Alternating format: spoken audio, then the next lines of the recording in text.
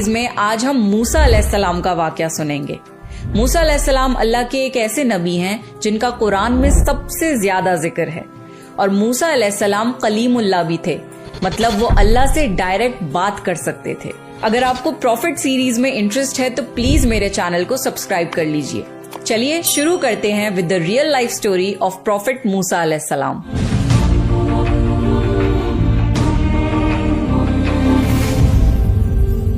قرآن میں اللہ نے موسیٰ علیہ السلام کا کئی بار ذکر کیا ہے۔ موسیٰ علیہ السلام اللہ کے سب سے عظیم رسول تھے۔ ان کی سب سے خاص بات یہ تھی کہ وہ اللہ سے ڈائریکٹ بات چیت کر سکتے تھے، اسی وجہ سے انہیں موسیٰ کلیم اللہ کہا جاتا ہے، یعنی اللہ سے کلام کرنے والا۔ موسیٰ علیہ السلام بہت لمبے چوڑے تھے اور بے انتہا طاقتور تھے۔ ان میں 10 آدمیوں جتنی طاقت تھی۔ ان کا رنگ سانولا تھا اور کبھی کبھی بولتے ہوئے وہ اٹک جاتے تھے، یعنی سٹٹر کرتے تھے، لیکن یہ ان کی کمزوری نہیں تھی۔ موسیٰ علیہ السلام کی زندگی کو سمجھنے کے لیے ہمیں یوسف علیہ السلام کی زندگی کا آخری حصہ جاننا ضروری ہے۔ یوسف علیہ السلام کے زمانے کا فرعون ایک اچھا آدمی تھا۔ فرعون مصر کے بادشاہ کو کہا جاتا ہے، اس لیے جو بھی ایجپٹ کا بادشاہ بنتا ہے فرعون کہلاتا ہے۔ یوسف علیہ السلام کے زمانے کا فرعون ان کا بہت احترام کرتا تھا۔ وہ یوسف علیہ السلام پر اتنا اعتبار کرتا تھا کہ اس نے مصر کی سلطنت کا خزانہ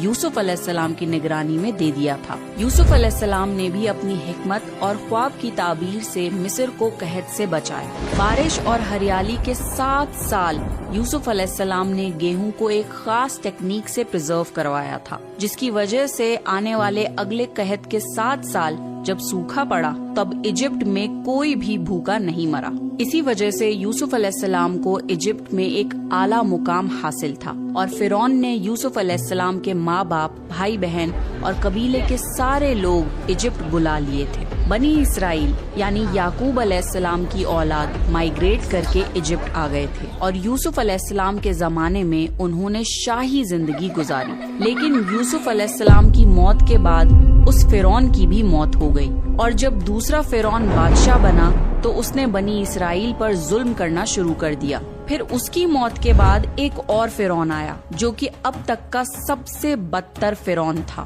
دنیا کی ہسٹری میں فرعون جیسا بدترین بادشاہ نہ کبھی آیا ہے اور نہ کبھی آ پائے گا۔ فرعون اپنے آپ میں ایک بدترین مثال تھا۔ اس نے اعلان کر دیا تھا بنی اسرائیل سب کے سب غلام ہیں۔